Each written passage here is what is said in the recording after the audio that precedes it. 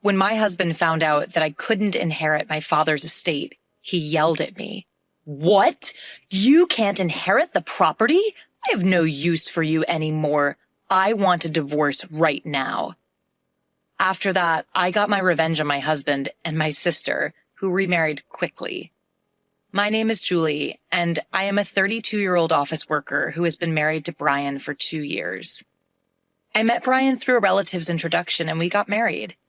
My family was quite wealthy, but since my sister, Mary, and I were the only children, our relatives worried about finding an heir, so they introduced Brian, saying he would be fine as a son-in-law.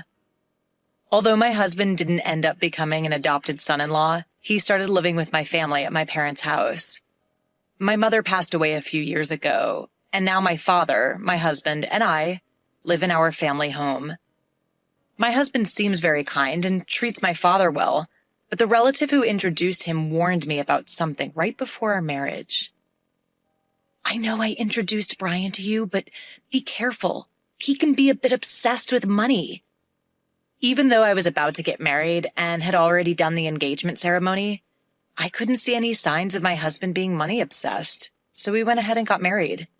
Even after we married, I kept an eye on my husband because of the relative's words, but he didn't seem to be obsessed with money.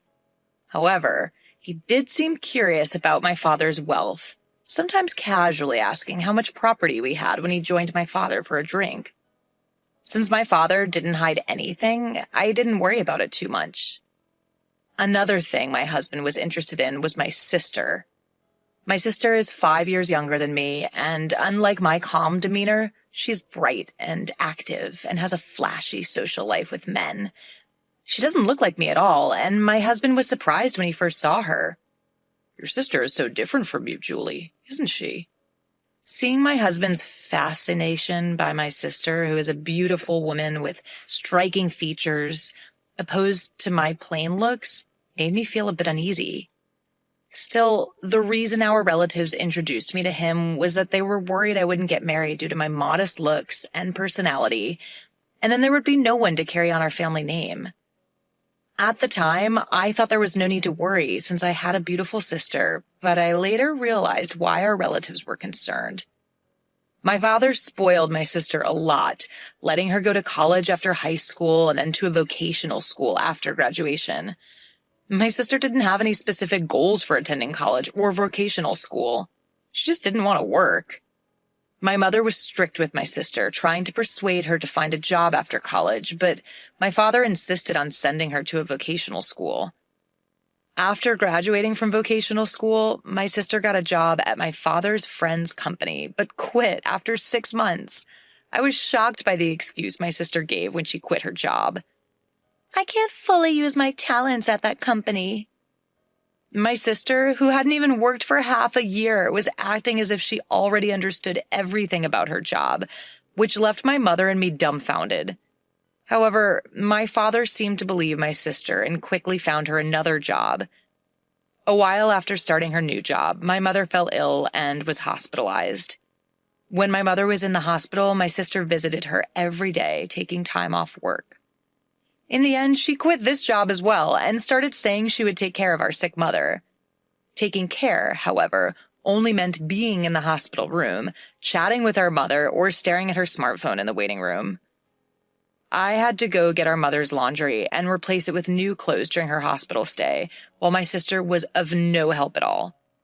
Though my mother might have been happy to have someone to talk to, her condition worsened so much after about a month that she could no longer even have a conversation.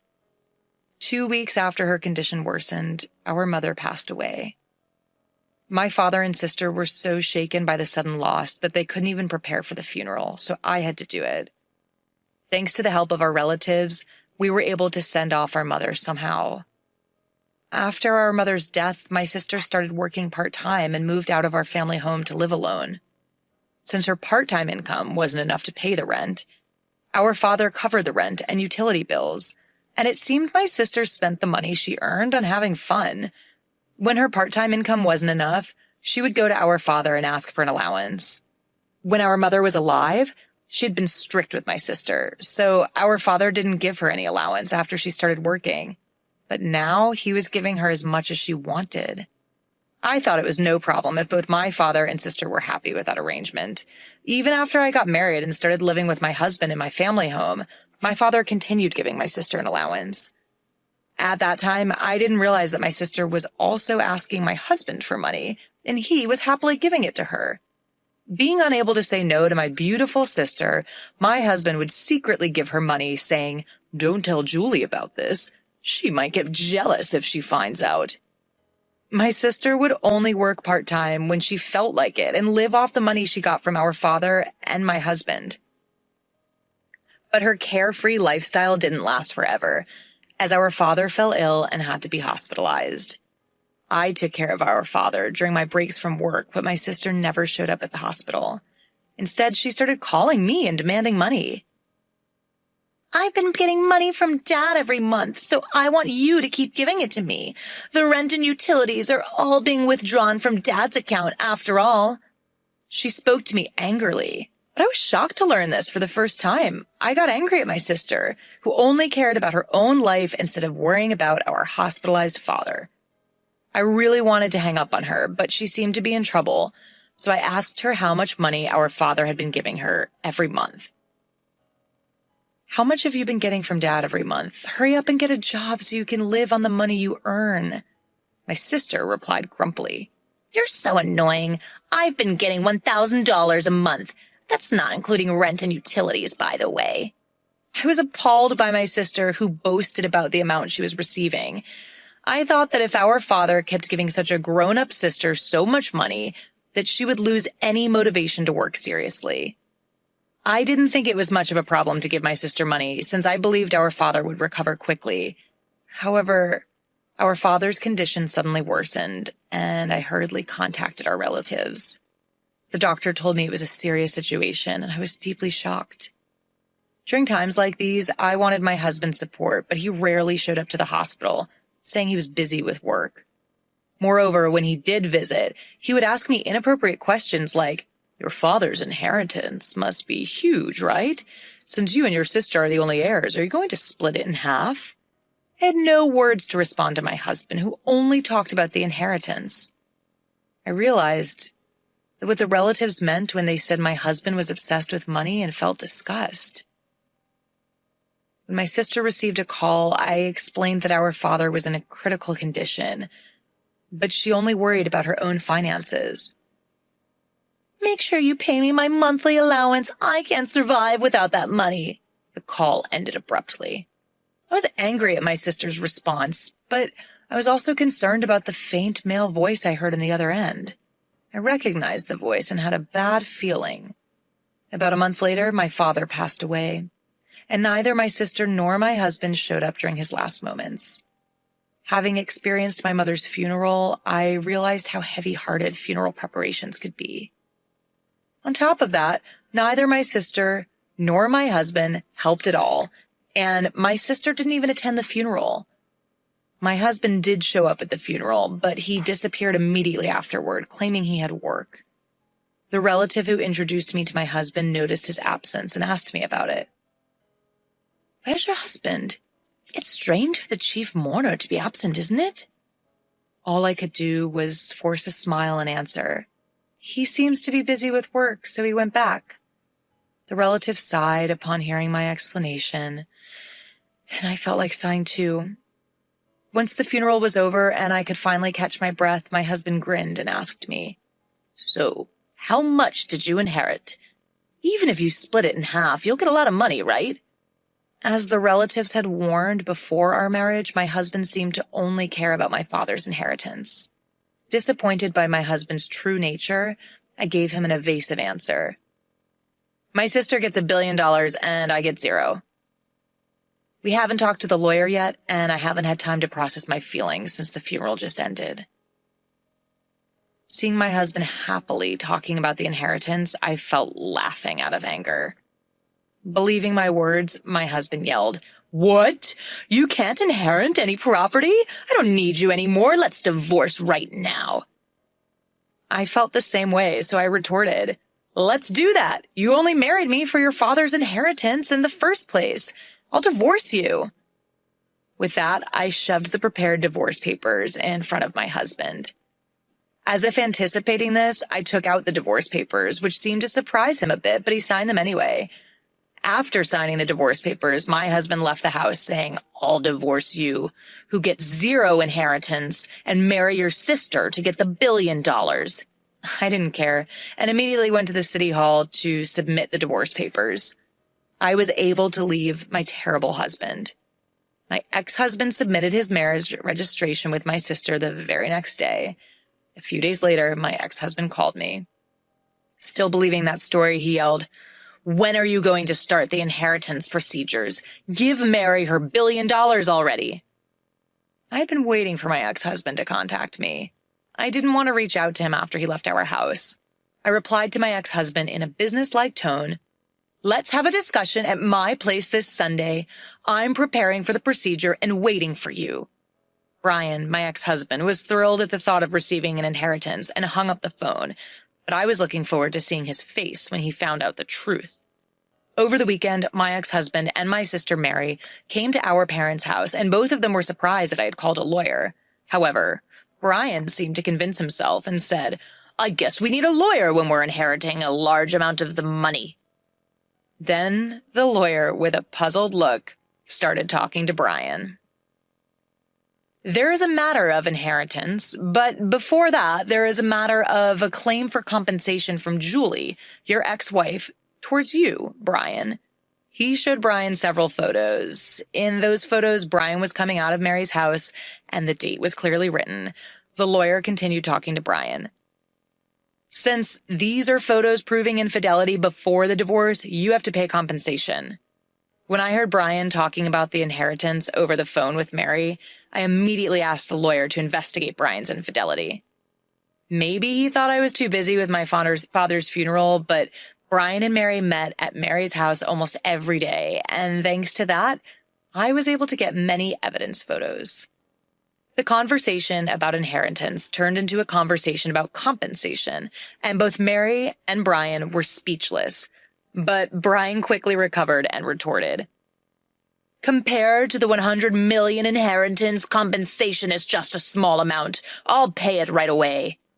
When the lawyer handed him the compensation claim documents, he signed them easily. After confirming that, I told Brian, "I'll make sure you pay the compensation since you've signed it. But be happy with Mary, who has 0 inheritance." The moment Mary heard 0 inheritance, she screamed, "What do you mean my inheritance is 0? I'm supposed to have 100 million. Brian's face turned red, and he got angry, saying, "There's no way there's 0 inheritance. I won't let you take it all for yourself." The lawyer calmly started explaining to the angry pair. "Mary is the daughter of your late mother from a previous marriage, and since she has not been legally adopted by your late father, there is no legal parent-child relationship. Therefore, Mary cannot inherit your father's estate." I also told Mary, who seemed to be confused, "I don't think you remember because you were only 1 year old when our parents got remarried, but I remember it clearly. I was 6 years old when our parents remarried, and I remember being happy that I suddenly had a sister. I never thought that such a sister would steal my husband." Both our parents were struggling with young children and had someone mediate between them, thinking it would be best for them to remarry. My mother treated me like her real daughter, and my father treated Mary with care. My father might have spoiled Mary because she was not his real daughter, and he wanted to be extra careful with her. Our parents each had a child when they remarried, and my mother, who was suspected by relatives of marrying my wealthy father for his money, refused to have Mary legally adopted by him. The reason the relatives kept recommending marriage proposals to me was that they knew I was the only one who could inherit my father's estate. If our parents had had a child together, things might have gotten even more complicated, but fortunately or unfortunately, they didn't have any children. They might have decided not to have children to avoid future inheritance disputes. It has now become clear that our father continued to support my sister financially after she became an adult because he couldn't pass on his inheritance to her. I am not legally related to my mother because we did not go through adoption, but it never bothered me in daily life. It seemed our parents never told my sister that they were both remarried, and she found out the truth for the first time that day. My ex-husband's face changed from red to pale as soon as he realized the situation. He signed the documents and was even asked to pay for damages when he couldn't get the inheritance he had been expecting from my sister. With a blue face, my ex-husband said to me, "Was what you said about my sister getting $10 billion and me getting nothing a lie?" Holding back laughter, I said, "Of course it was a lie. It was to get back at you for cheating on me behind my back. Besides, there's no way Dad's inheritance was worth $10 million. Even our wealthy father didn't have an inheritance of $10 million. My sister, who had been silent until now, suddenly screamed, "I've made a lot of purchases relying on Dad's inheritance. What will happen to the money he used to give me? Will you pay for me, big sister?" I answered my frightened sister. "You have a reliable husband now, so you don't need it anymore, right? Have Brian support you." My sister looked at my pale-faced ex-husband, but he shook his head. "I also have made various purchases expecting the inheritance. So I don't have the means to support you. Besides, I have to pay for damages, so I'm barely managing myself."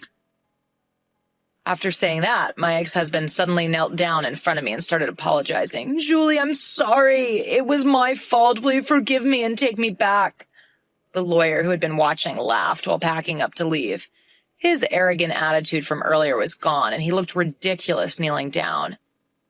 After the discussion, my ex-husband and sister left with their heads down, and they soon got divorced. For my ex-husband, who remarried with the intention of inheriting my sister's assets, he was no longer interested in her when she didn't receive the inheritance. He told me he couldn't take care of my sister because he had to pay me damages. Since my ex-husband had no property, we agreed that he would pay the damages in installments from his monthly salary.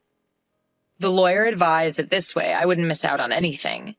My sister, now without our father's support, worked part-time every day, but she couldn't pay off her debts and ended up filing for bankruptcy.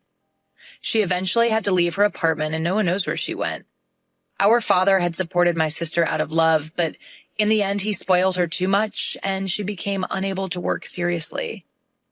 Later, a relative tried to introduce me to a potential marriage partner again while I started living alone in my childhood home, but I declined. I don't want to be introduced to someone like my ex-husband again, so this time I want to find a suitable marriage partner on my own.